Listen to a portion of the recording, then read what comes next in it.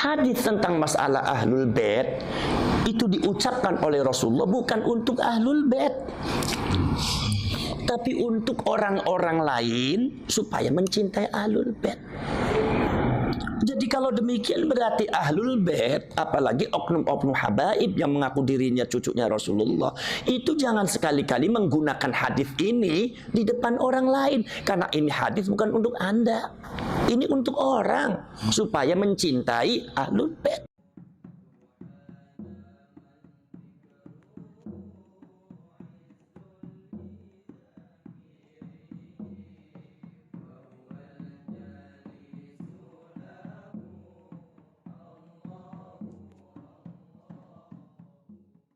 Assalamualaikum warahmatullahi wabarakatuh. Waalaikumsalam warahmatullahi wabarakatuh. Ini Gus, kita bersama sahabat-sahabat di sini silaturahim ya. Mau ya tanya-tanya lah.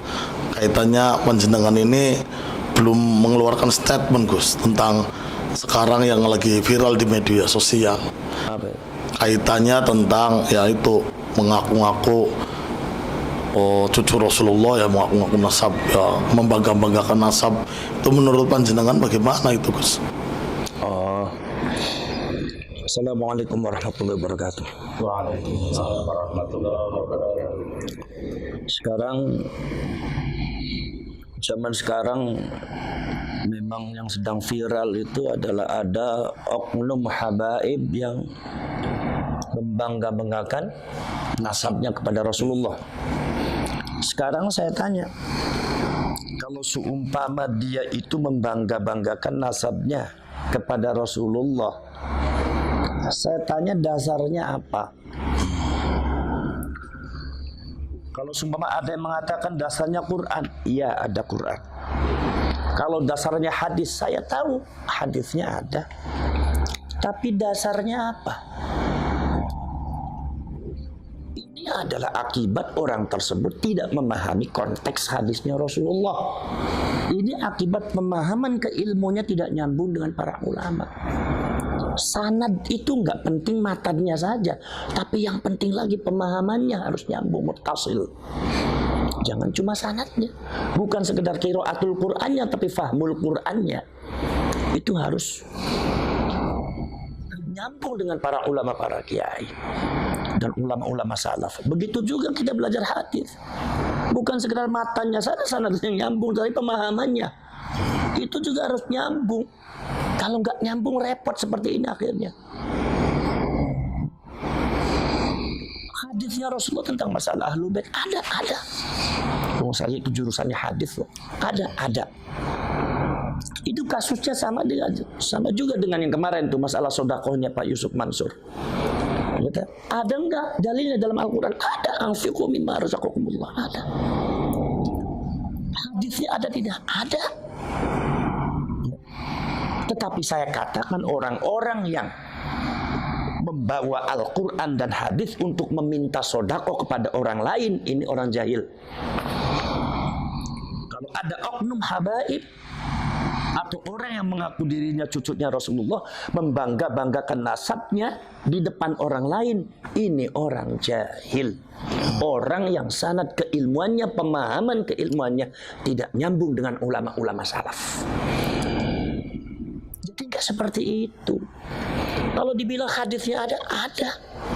Cuma Anda harus tahu bahwa hadis itu ada tempatnya. Quran itu ada tempatnya. Likulli maqalin maqam. Setiap semua ucapan itu ada tempatnya. Hadis tentang masalah ahlul bait itu diucapkan oleh Rasulullah bukan untuk ahlul bait, tapi untuk orang-orang lain supaya mencintai ahlul bait.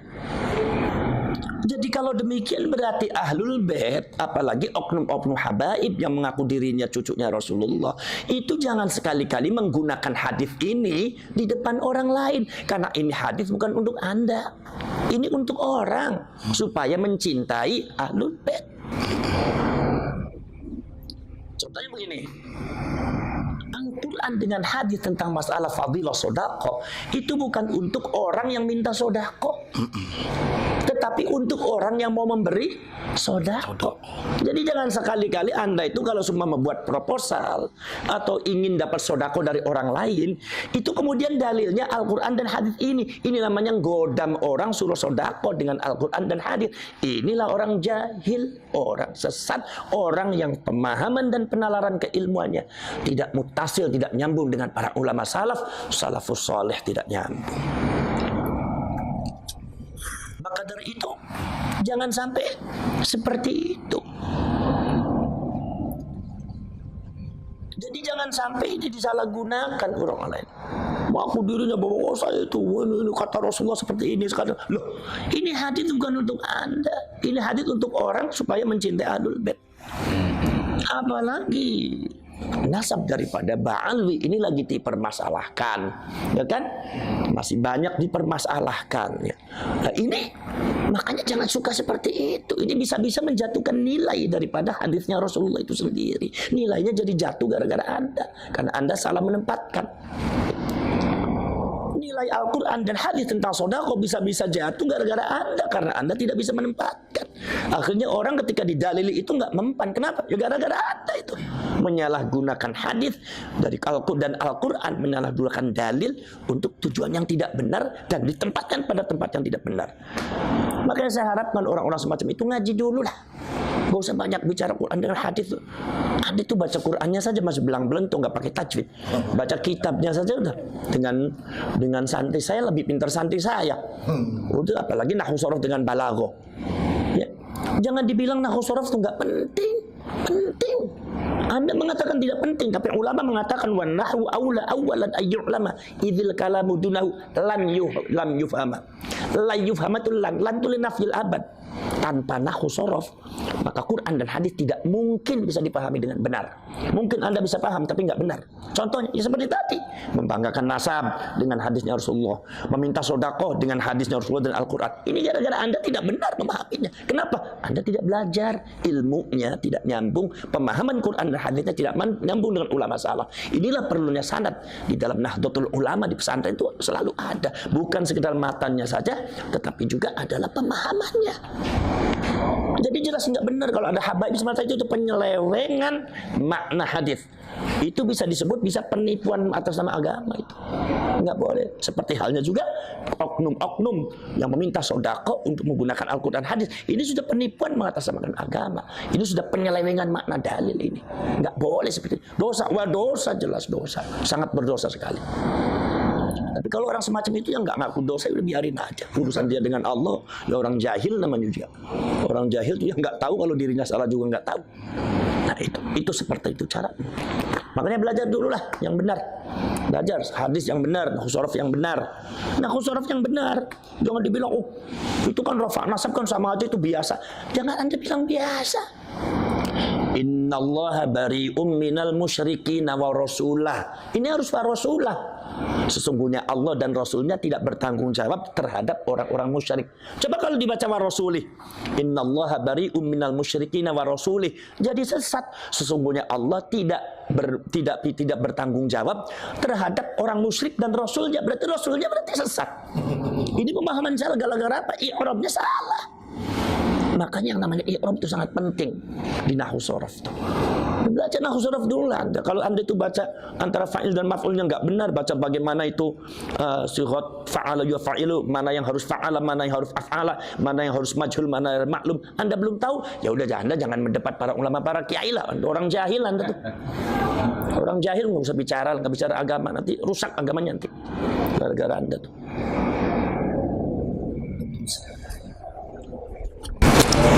Ini sih Gus, kaitannya tentang katanya ada salah satu oknum ya Habib berkata bahwa satu orang Habib bodoh itu lebih utama ketimbang 70 ulama atau kiai alim. Itu sebetulnya bukan Habib bodoh itu. Kalau ada Habib yang bicara seperti itu, oknum Habib bicara seperti itu salah itu. Oh, iya. Bukan Habib, itu ada kata-kata ulama itu syarif. Dan syarif itu bukan Habib. Syarif ya dari Wali Songo.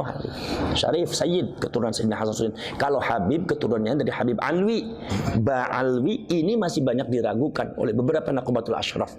Jadi syarif di sini jangan dimaknakan Habib. Satu. Nomor dua, ini makalah dari siapa? Kalau hadis dari siapa ini? Ini perlu dikritisi. Jangan sampai makna makalah, apalagi makalahnya ulama atau hadis dhaif, ternyata maknanya mukhalifun linnas, bertentangan dengan nas Al-Quran, bertentangan dengan nas hadis yang lebih sahih. Sekarang saya tanya, Anda tuh belajar sama orang bodoh, belajar apanya? Sampai belajar Al-Quran sama orang yang bodoh akal Al-Quran, belajar apanya? Kira-kira dapat Al-Qurannya benar apa tidak? Enggak. Bacaannya benar apa tidak? Maknanya, fahamannya, pemahamannya benar apa tidak? Belajar jadi bodoh-bodoh, belajar apanya? Ini berarti hadis ini kalaupun dhaif, kalau pilih hadis dhaif, mukhalifun linnas, itu bisa dianggap batal. Maudhu. Bukan maudhu. Beda lagi kalau maudhu. Anda kalau nggak ngerti hadis jangan bicara hadis. Seperti itu. Ya, jadi artinya apa namanya? Kalau Anda itu kalau semua belajar pada orang alim yang benar ya Rasulullah itu. Belajar sama orang alim. Al ulama warasatul anbiya, bukan al habaib, bukan al quraba yang dekat, bukan. Al ulama warasatul anbiya, itu yang harus diterima kita. Siapapun yang alim, baik itu dari zurriyatul rasul atau bukan zurriyatul rasul, belajarlah kalian kepada orang alim. Ya, kalau ada zurriyatul rasul enggak alim, ya jangan belajar, tapi kita tetap menghormati sebatas penghormatan biasa, jangan terlalu hulat. Jangan terlalu keterlaluan, sebab nanti hulat itu jelas nggak bagus. Innallaha la yuhibbul mu'tadin. Gusti Allah itu tidak menyukai orang-orang yang melewati batas, melampaui batas, keterlaluan apa sehingga seolah-olah selain ini salah semua, yang benar adalah ini. Nggak boleh seperti itu. Ya, itu. Dah. Ada lagi? Ada lagi, Gus. Ya. Ada yang mengatakan bahwa keabsahan nasab Balawi itu diragukan, yaitu dari Kiai Imaduddin Usman Al-Bantani. Beliau mengeluarkan sebuah tesis ilmiah tentang nasab, bahwa nasab Ba'alawi itu tidak nyambung kepada Rasulullah. Sementara kita tahu bahwa di nasab Ba'alawi itu kan juga banyak ulama-ulama besar, Gus. Salah satu contoh dari Habib Ali Kuitang, Habib Soleh Tanggul, nah yang masih hidup Habib Lutfi, juga Habib-Habib lainnya. Apakah itu kalau kita ikut meragukan, apakah tidak dikatakan su'ul adab, Gus? Mohon pencerahannya. Ya begini. Jadi Anda jangan merancukan antara kajian hasil ilmiah dengan adab. Itu beda. Kalau Kiai Imaduddin yang saya lihat itu kajian ilmiah. Jadi kalau Anda membantah ya secara ilmiah.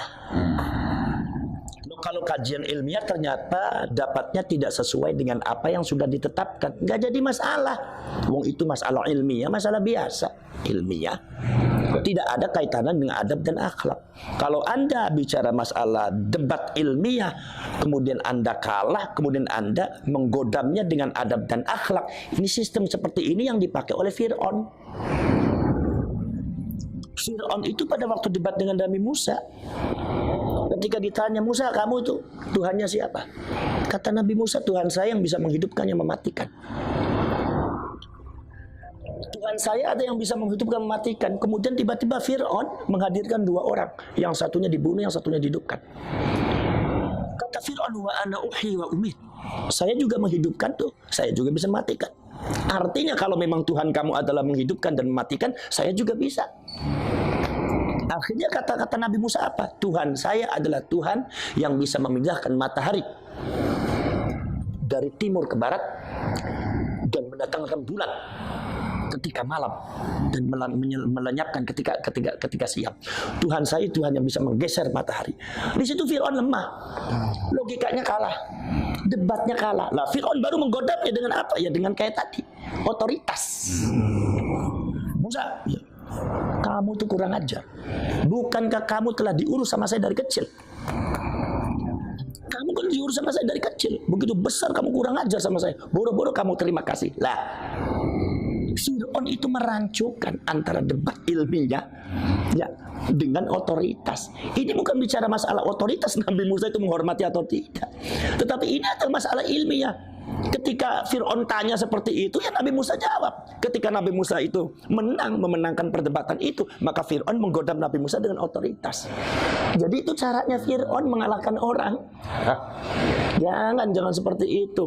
Anda mau begini, seumpama saya urusan dengan santri saya, begitu urusan sayanya kalah, saya bilang kamu kurang ajar sama guru. Bukankah saya itu ngajar kamu dari mulai kamu nggak bisa sampai sekarang besar, begitu besar kamu sekarang tentang saya. Lah nggak boleh seperti itu. Itu namanya tidak ilmiah. Anda tidak memahami konteks ilmiah namanya.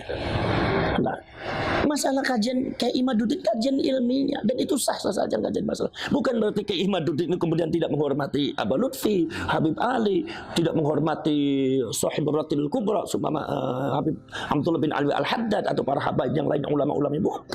Bukan masalah itu. Ya, itu masalah ilmiah. Debat dengan ilmiah saja, nggak apa-apa. Dan kajian-kajiannya juga bagus. Titen Kerimat itu bagus. Saya sudah lihat itu Titen bagus. Lah, kemudian contoh begini.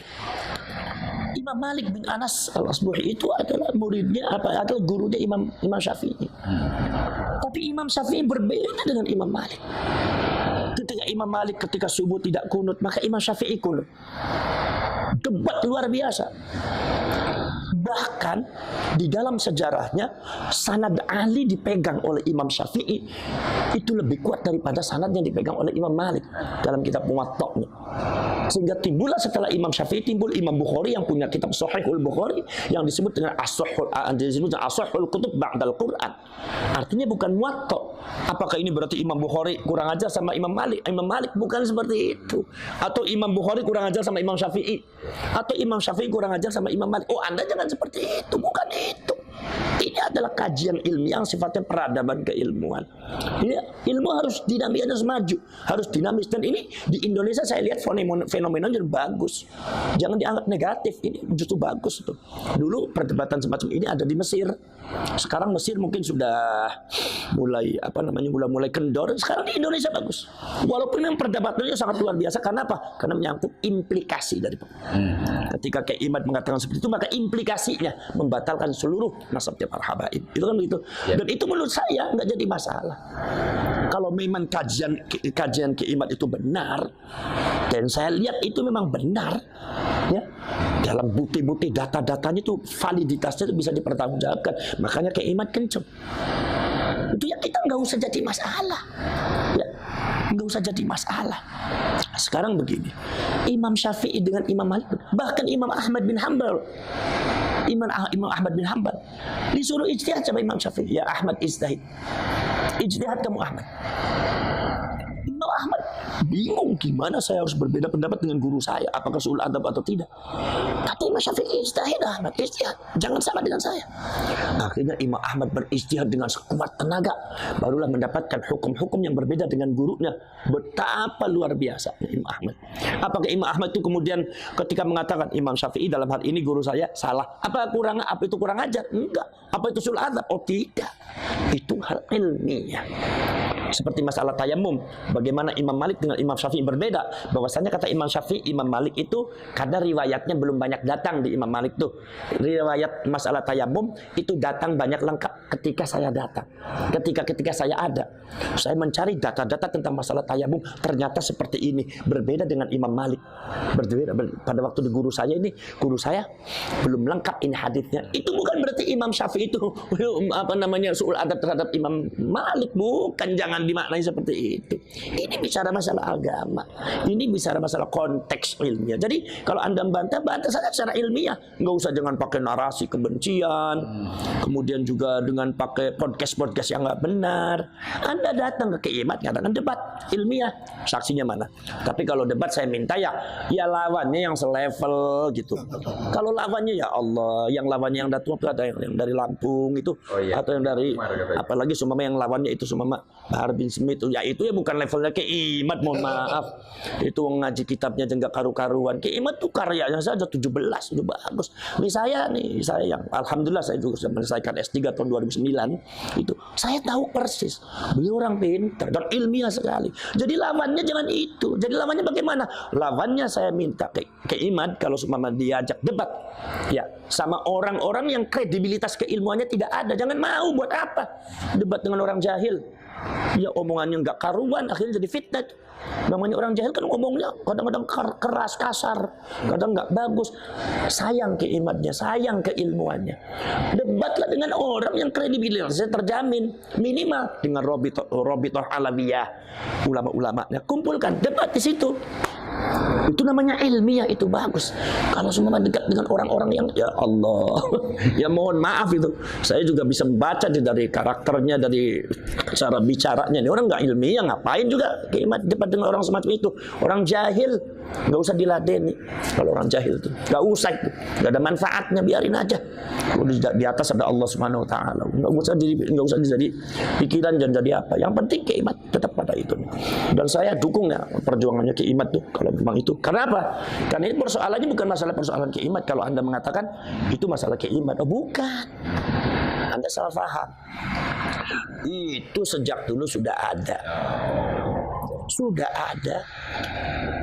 sejak zamannya abad ke-8 Imam Fakhruddin Ar-Razi sudah menyatakan bahwasanya Sayyid Ahmad tidak memiliki orang yang bernama anak yang bernama Abdullah. Sehingga pada waktu abad ke-13 Syarif Abdul Rafiq, penguasa Hijaz ketika itu dari Syarif Al-Hasani, itu melarang kaum Ba'alwi memakai nama Sayyid dan Syarif. Kenapa melarang? Karena beliau raja. Itu berarti kan sebelumnya sudah ada kajian, berarti kan sudah ada polemik, dan itu karena itu sudah ada ketetapan.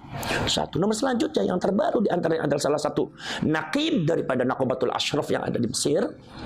Itu salah seorang syarif yaitu Al-Hasan, itu juga mengatakan ada ibtalun nasab di ahli Ba'alwi, membatalkan nasab bagi keluarganya Ba'alwi dengan catatan-catatan secara ilmiah.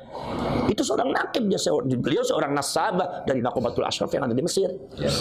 Mengatakan bahwa itu nasabnya Ba'alwi, kesimpulannya nasabnya Ba'alwi dari beberapa faktor-faktor yang sudah saya jelaskan, katanya nasabnya Ba'alwi itu adalah batilun ghairu sahihin, sudah batil ghairu sahih lagi.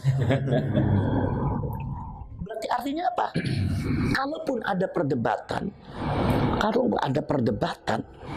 itu karena apa? Menurut mereka para nasabah yang ada di internasional khususnya Nakobatul Ashraf, semua baik ada di Irak ataupun ada di Irak atau ada di Mesir, itu mengatakan bahwasanya adanya nasab nyambung Ba'alwi adalah klaim sepihak dari Ba'alwinya atau dari ulama-ulama yang ada hubungan emosional dengan Ba'alwi, ya seperti yang dikemukakan oleh Kiai Imaduddin. Memang itu ada benarnya, karena yang berpendapat begitu bukan Kiai Imad aja, dari dulu ada.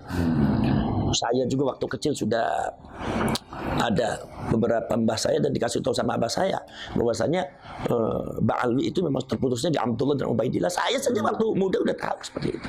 Dan sebelum viral masalah ini belum ada, saya udah tahu bahwa itu sudah ada masalah. Jadi artinya ya Anda nggak usah debat dengan Kiaimat, debat dengan semuanya, termasuk dengan Syarif Abdul Rafiq, Nakobatul Ashraf yang ada di Mesir, yang ada di Irak, dan yang lainnya, Imam Fakhruddin Ar-Razi.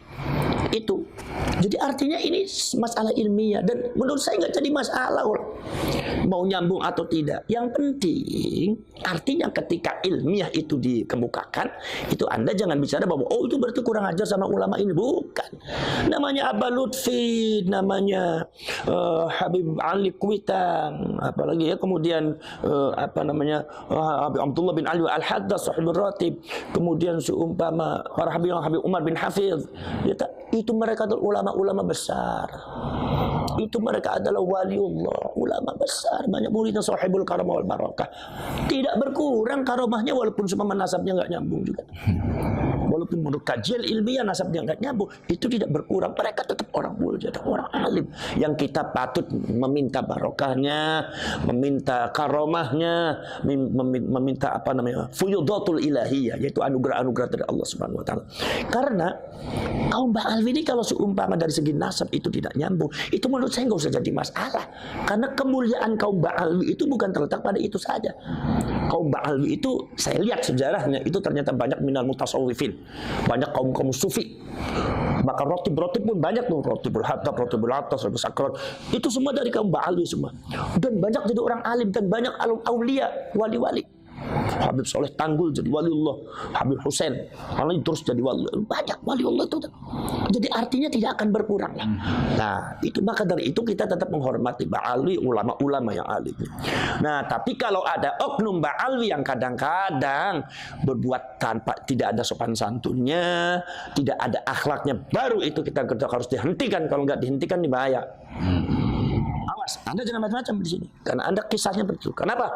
Karena dari Ba'alwi itu bukan yang jadi masalah di Indonesia, dan bukan ya, khususnya di Indonesia itu adalah bukan masalah nasab saja, sejarah kedatangannya pun sudah bermasalah. Bagaimana Habib Utsman bin Yahya Mufti Betawi ya yang digaji oleh Belanda, kemudian beberapa fatwanya banyak bertentangan dengan ulama-ulama yang sudah ada, bahkan melemahkan, padahal beliau datangnya tahun abad ke-18. Ya kan? Beliau datangnya barusan dipanggil oleh Belanda, sementara ulama-ulama yang keturunan Wali Songo sudah ada. Ya kan? Bagaimana Syarifah Fatimah, di mana Syarifah Fatimah bekerja sama dengan dengan Belanda untuk mendapatkan Kesultanan Banten. Di mana keturunan aslinya yang dari Banten itu yang anak terbesarnya itu dibuang di Ambon, sementara dari Syarifah Fatimah Abdullah dijadikan Sultan oleh Banten dan akhirnya mendapatkan masalah. Akhirnya malah Belandanya akhirnya menghukum Syarifah Fatimah dengan Syarif Abdullah. Karena apa? Karena kalau di mata Belanda karena sudah tidak bisa bermanfaat lah, makanya harus dihukum. Sebetulnya kalau masih punya kekuatan yang akan digunakan. Bagaimana Habib Abdurrahman Al-Masyhur Az-Zahiri yang ceritanya kontroversial di Aceh, di mana mengkhianati perjuangannya orang Aceh, bekerjasama dengan dengan beberapa oknum dari India. Dan bagaimana yang lainnya ini juga datangnya bermasalah ini. Alam dari Hadramaut tuh. Ya. Nah ini. Maka dari itu ini bermasalah. Udah datangnya bermasalah. Mereka dijadikan masyarakat strata nomor 2 setelah Belanda.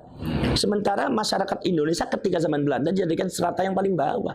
Jadi Anda jangan sampai di bawah sampai sekarang itu. Sekarang udah merdeka. Sekarang Belanda udah nggak ada. Jadi Anda strata seperti itu jangan dibawa-bawa. Anda jangan membanggakan diri, merasa dirinya adalah di atas orang pribumi. Lah salah Anda, berarti Anda masih membawa misi Belanda. Jadi menurut saya itu fakta sejarah, bukan provokasi. Itu fakta sejarahnya seperti itu. Dan itu fakta sejarah tentang nasabnya seperti itu. Tinggal Anda transformasi. Kaum Ba'alwi itu mengadakan transformasi. Tunjukkan kepada masyarakat bahwa kami tidak seperti itu. Bahwa kami sekarang tidak seperti itu. Dulu sama Belanda iya, tapi sekarang kami niat untuk setia kepada Indonesia. Dan jangan buat provokasi dan buat kerusuhan, kegaduhan ada di Indonesia. Ingat loh, kalau seandainya ada kegaduhan di Indonesia, sejarah Anda seperti itu, Indonesia tidak pernah pandang mundur. Indonesia itu banyak pejuang-pejuang yang tidak pernah takut sama siapapun.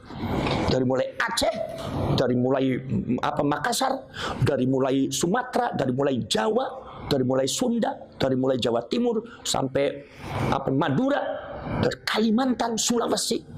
Semua itu adalah para pejuang-pejuang yang tidak pernah mundur, tidak pernah takut sama siapapun. Darah, tetes darah, mati di depan mata, nyawa pun siap digadaikan. Itu nggak jadi masalah, itu demi untuk Indonesia. Jadi kami tidak pernah takut sama siapapun.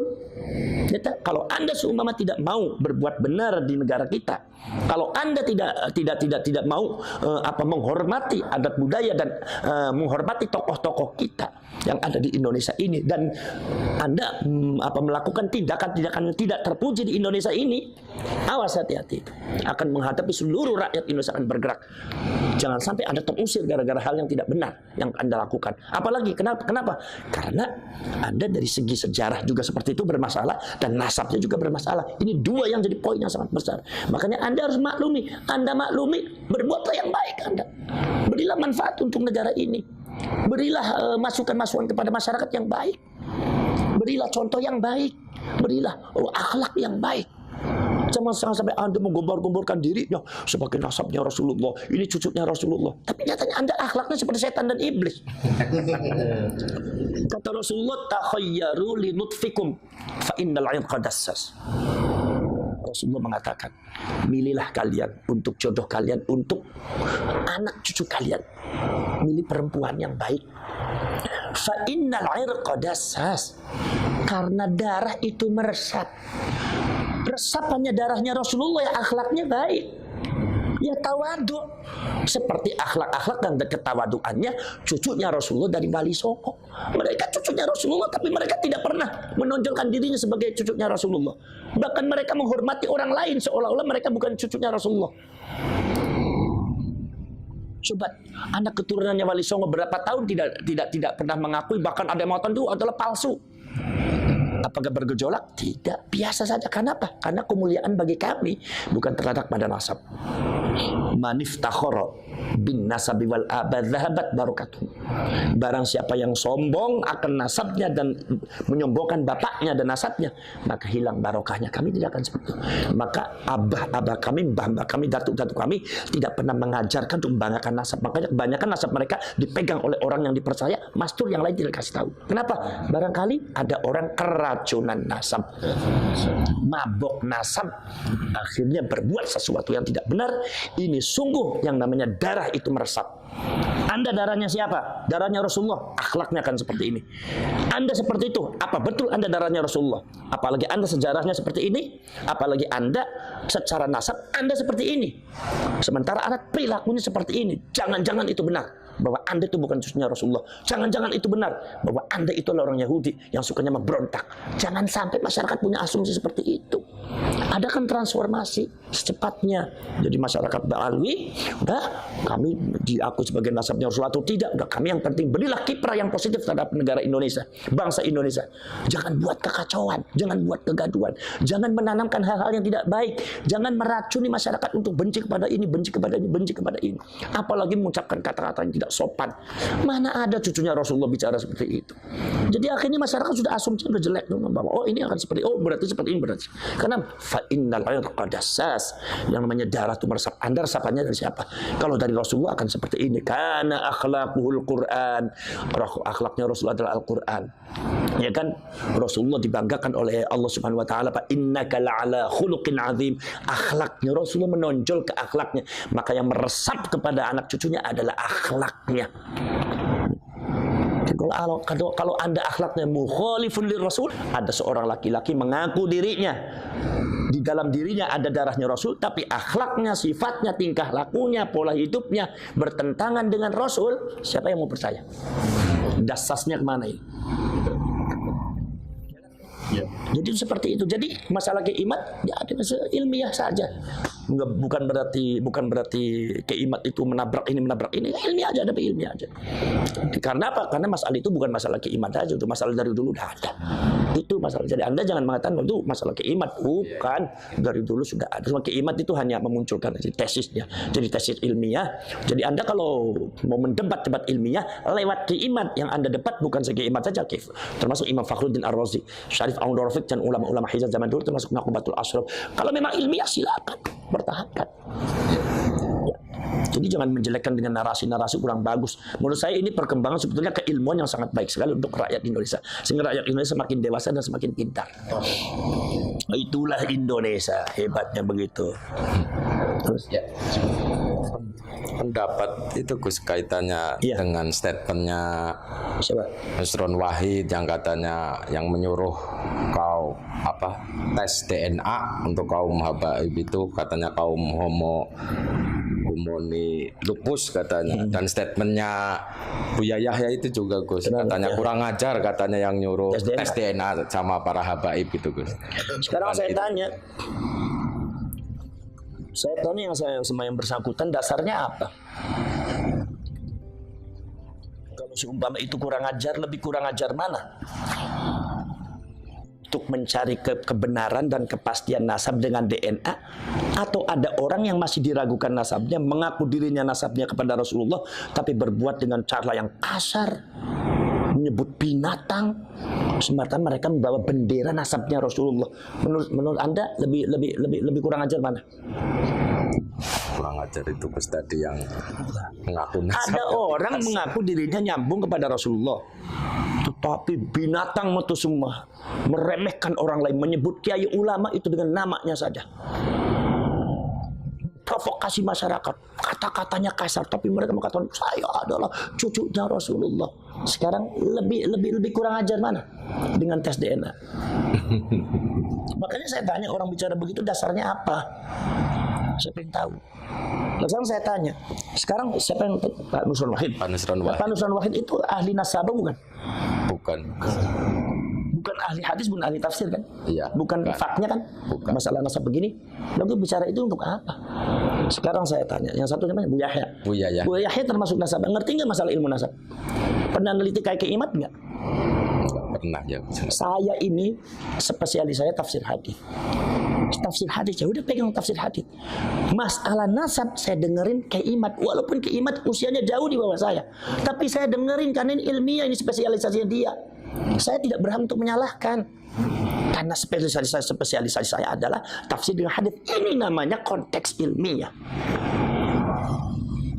Makanya saya tanya, kalau seumpama Bu Yahya mengatakan seperti itu, dasarnya apa sampai bicara begitu?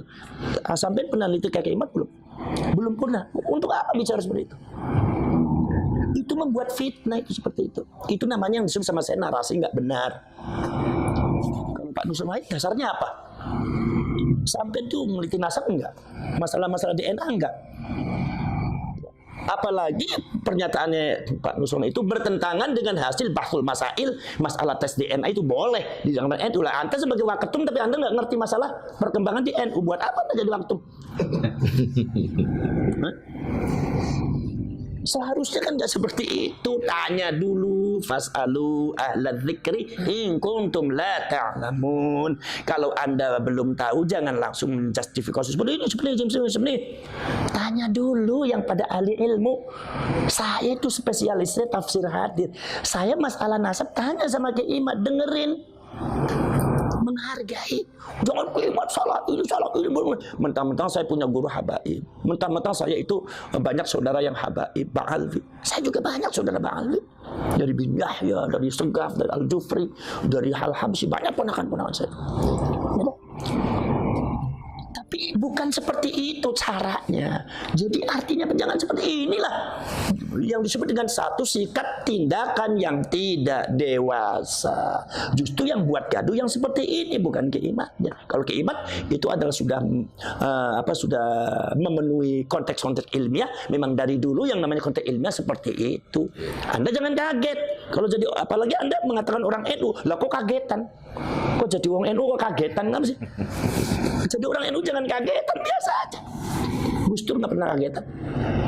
Biasa aja kata, orang kok kagetan, benar kata Gus Dur, nggak usah kaget.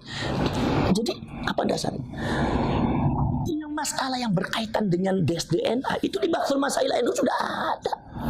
Dari dulu sudah ada. Saya juga ikut bahsul masail kok. Sering dengan masalah tes DNA. Yang disebut kalau bahasa kitab itu al-qiyafah. Orang namanya al-qafah. Qiyafah itu boleh. Bukan wajib. Awal asal hukumnya boleh. Awas nih, boleh dulu nih. Boleh. Ketika apa? Satu. Ya, kalian di kitab Majmu' aja. Syarah Muhadzab. Ketika satu adalah adamul bayyinat li itsbatin nasab atau li ilhaqin nasab. Tidak ada saksi, baik saksi ilmiah atau seumpama saksi orang atau saksi apalah yang menyebabkan bahwa itu ada ketetapan subutun nasab. Tidak ada saksi, maka boleh dengan cara qiyafah, DNA. Kalau sekarang itu DNA. Satu. Nomor dua, ketika ta'arudul bayyinat, ada saksi-saksi tapi bertentangan. Yang satu mengatakan iya, yang satu mengatakan tidak, yang satu mengatakan batal, yang satu mengatakan tetap. Nah, ini boleh di situ pakai tes DNA.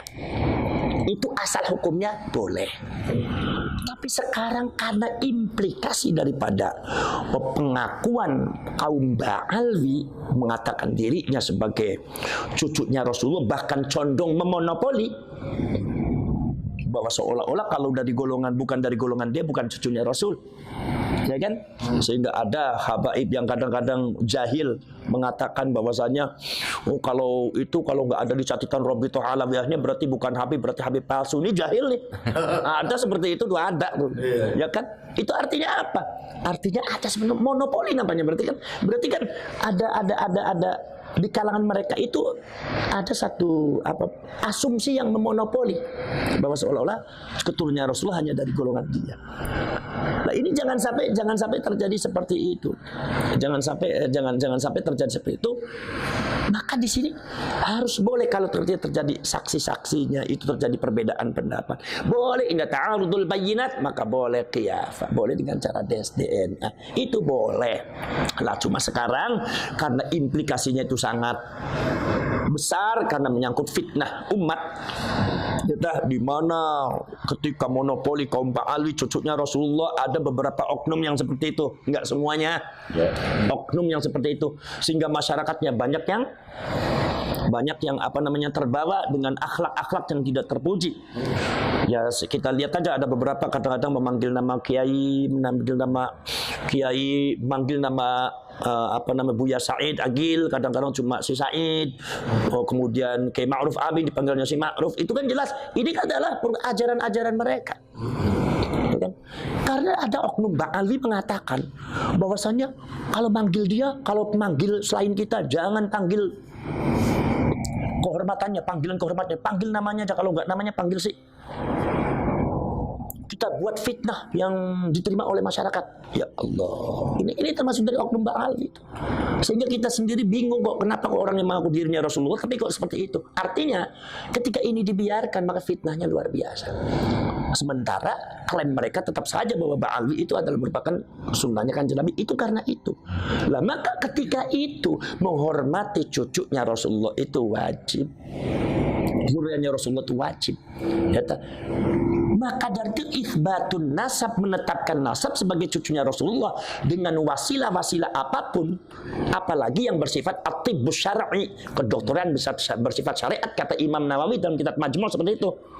Boleh al-isti'anah bit-tibbus syar'i, menggunakan dengan dokter yang bersifat syariah, itu boleh, diantaranya dengan tes DNA.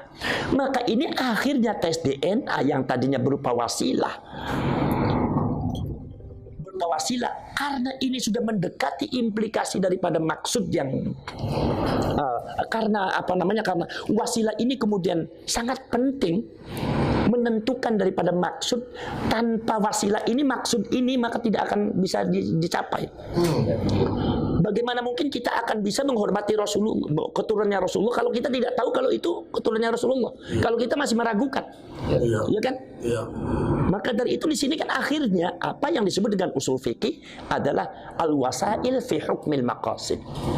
Akhirnya wasilah dihukumi sama dengan maksud. Ketika maksud menghormati zuriyahnya Rasul itu wajib, maka wasilah untuk mendapatkan itsbatun nasab li zuriyati Rasul itu juga hukumnya wajib. Jadi apa yang disebut oleh usul fikih yaitu adalah al-wasail fi hukmil maqasid.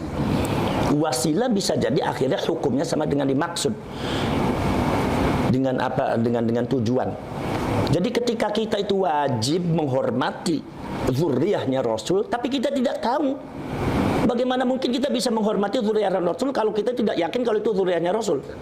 Kalau kita tidak tahu bahwa itu zuriyahnya Rasul, maka kita ketika menghormati zuriyahnya Rasul itu hukumnya wajib. Maka wasilah untuk mendapatkan itsbatun nasab li zurriyatir Rasul juga hukumnya wajib. Akhirnya DNA itu juga akhirnya bisa jadi wajib untuk dalam rangka daf'ul fitnah, yaitu menolak fitnah, daf'ud darar, menolak bahaya.